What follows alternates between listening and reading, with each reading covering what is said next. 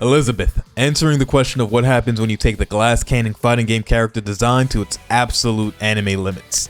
Liz is a momentum-based character who benefits from keeping the opponent out with powerful full-screen pokes and zoning tools along with auto-regen SP that allows you to speed up the opponent and force the action.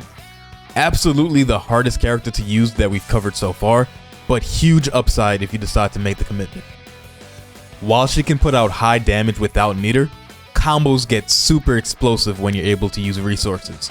And with access to a range of status effect debuffs, Liz plays like an actual boss fight in the Persona series. The opponent has to be ready to counter her specifically or they will get washed. And like I mentioned before, Liz gets passive meter through her ability Invigorate, so you can chill and zone the opponent out while building bars to eventually cash out for 5k plus damage on hit. Of course, low health, bad defensive options, and lackluster mobility are major issues. But as you get better at reading the opponent and gain matchup knowledge, you won't be in a defensive position very often. And you also gotta watch for your Persona cards, because this character is completely useless without access to Thanatos' abilities. Moving on to the attack overview, as always, check out Dustloop for full breakdowns. Elizabeth's basic attacks are in the mediocre class of startup speed. You can't really use them to mash out of clean pressure, but it's fine since you'll be playing from range anyway. Standing A and crouching A attacks are your best options if you do find yourself pressuring up close. Stand B can repeat it as a sort of pseudo auto combo, but you'll mainly want to use this in actual combos and not as a block string. Crouch B is one of the best anti-airs, quick with good range and leads to great damage. Out of jumping attacks, only jump A is an overhead and it has bad range, but jumping B is pretty useful to bully with. Sweep has good combo potential and throw inflicts fear, so that's really nice. Now where Liz shines is the flexibility of Persona attacks. Elizabeth has another gimmick besides Invigorate. It's called One-Handed Swordmaster. So whenever you use your crouching C, you get one stack of the buff, maxing out at 9. Certain attacks use a stack to gain additional properties. Standing C zooms your Persona towards the opponent pretty quickly and throws out a 2-hitting sword attack, and this is your go-to neutral button. If you have the Swordmaster buff, however, you get a ground bounce off of the second hit, enabling devastating combo routes. Crouching C again is how you gain the stacks on Swordmaster. It's slow coming out, but it has super armor, which can help protect your Persona cards from getting broken. You can also hold it for better recovery frame data. The D Persona attacks are really slow also. Standing D is useful to keep the opponent honest since they can't just sit back and block the grab while they wait for their turn, but crouching D is more of a setup tool on knockdown. The air Persona attacks aren't amazing since again you don't have any overhead potential with them, but they do have their uses. The DP, not very good. It's slow and it's a soft command grab. Unless it hits as a counter hit, the opponent can still tech out of it, which is crazy on top of all the other things they can do in response like, jump away.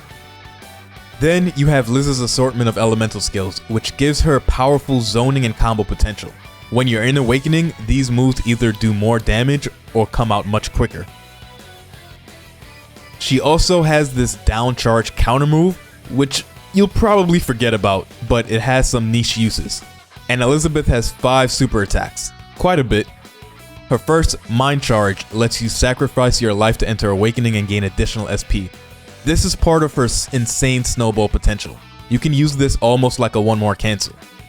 You gain all your Awakening buffs on your skills as well as unlocking your Awakening supers to be able to close out a round easily. Mahamon can be used for combos and Mamudun is a delayed trap type super. These moves can instant KO in the last 10 seconds of a round if you were able to stall for that long. In Awakening, you have Dioran that recovers white health.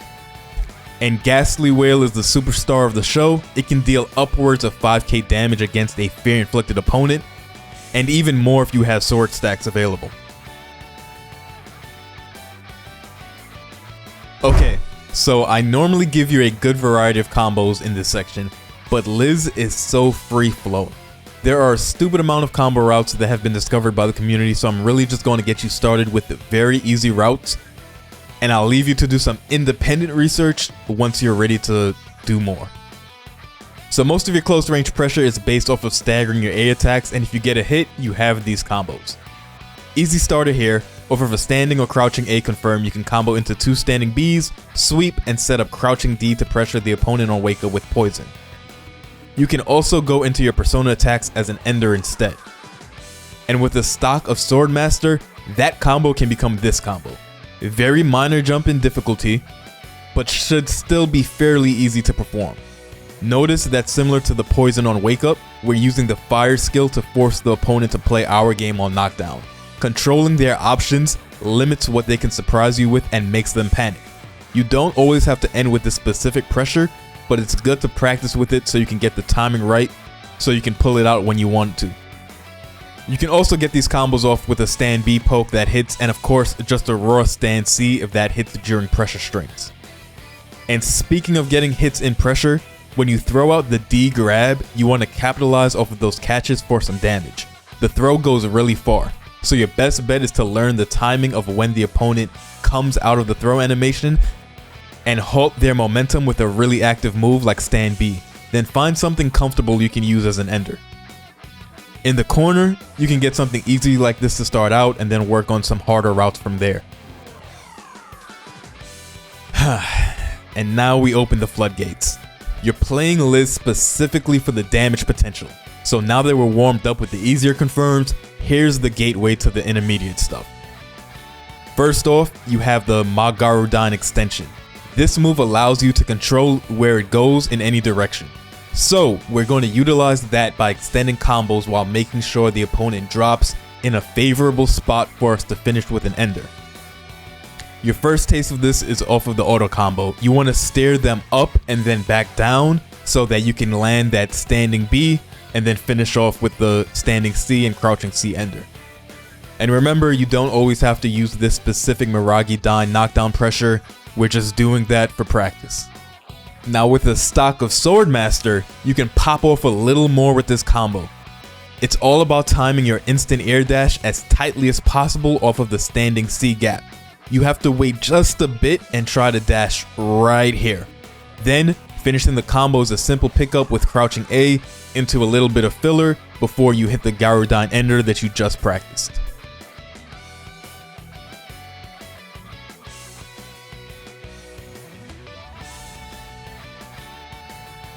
And then of course, you have the metered extension using an enhanced Magarudyne, allowing you to immediately loop back into a regular one and finish the combo off with a similar ender once again.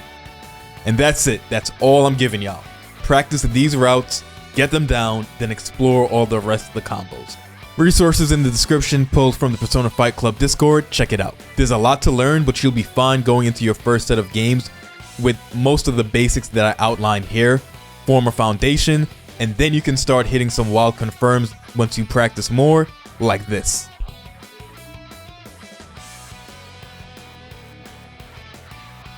So now for strategy. Defensively, try not to be on defense. If you get caught on the back foot, you don't have the options that most other characters have to get out. And because you lack strong options, the opponent can get away with grimier setups. Your A buttons aren't fast, but they're good enough to check sloppy close range pressure. Just don't try to use it if the opponent is playing really clean. The DP is terrible, but it's not totally useless. Evaluate whether it can be an effective option against the opponent's playstyle, and maybe show it just as a deterrent so that they gotta think about it. Debilitate isn't invincible on frame 1, so in tight pressure your only outright invincible reversal is Ghastly Wail, which is only available in Awakening. To prevent being locked into the opponent's offense, we gotta win neutral. You want to stay out of close range for the most part. Stagger pressure is cool, but without real high-low threats and the lackluster frame data on your normal strings, the mid-range is much more friendly to our game plan. Here, you can throw out your stand B poke to check the opponent, control airspace with your jumping B and C, and of course, throw out Thanatos with the standing C sword swipes into pressure with that. From your optimal position here, the opponent is going to either try to rush you or back up.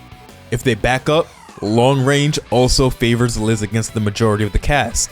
You have your Zio and Agi moves to oppress them with. You can limit their approach with these moves and then get them frustrated. D and SB Agidyne bring them to you for free strike throw mix, as well as giving you a free combo on hit. But what if they're aggressive and insist on closing the gap from mid-range? Well, they gotta get around your persona first. So you gotta get good at mixing up your Thanatos block strings. 90% of the time, this stems from the standing C double sword hit. You want to mix that in with crouch seats so you can make use of the armor as well as giving yourself sword stacks. And remember, it can be held to mix up timing if they try to push through by jumping over or rolling. Also, standing D for grabs, which also converts to damage. And as you get acclimated with these basic answers, you can start incorporating things like Bufudan to counter jump-ins and get huge damage confirmed. Overall, take your time. Liz takes a little bit to get going, especially in certain matchups, and you need that meter built to get to your true potential. And then once you're there, you try to win as quickly as possible. Beyond this basic strategy, the next step in your Liz journey is to purposefully apply debuffs and actually take advantage of things like the fair status ailment to cash out on even bigger damage. But for now, basics, basics, basics. Good luck if you pick up this character. Thanks for watching, and see you next time.